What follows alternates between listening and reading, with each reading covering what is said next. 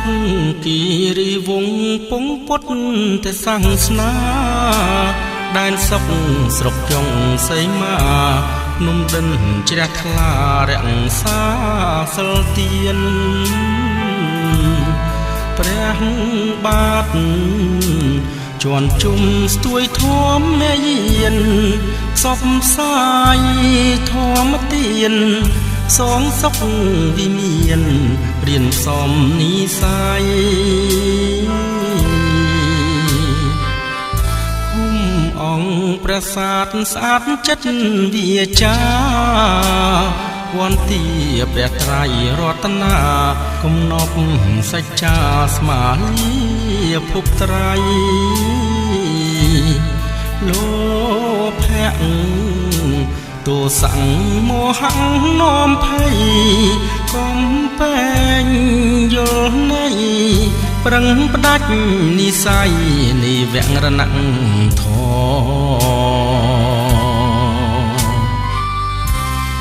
គិរីចុងកោះ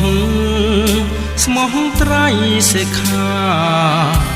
គោកព្រិញប្រាថ្នាបញ្ញាបវរឃុំរៀមអណ្ដើកតែស្ដាប់លបើកខតាអូចិត្តល្អគុណធម៌លោកី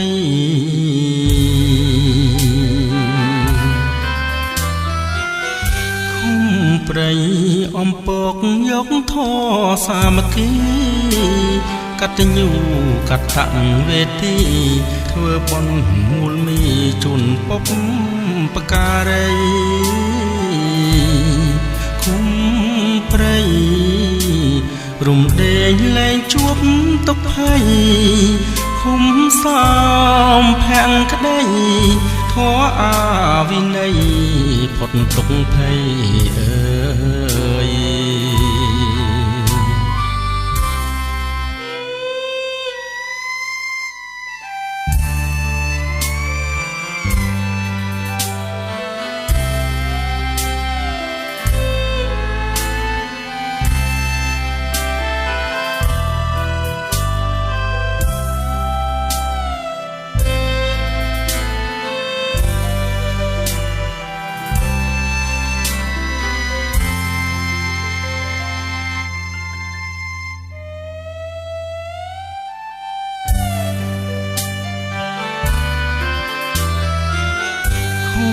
ព្រៃ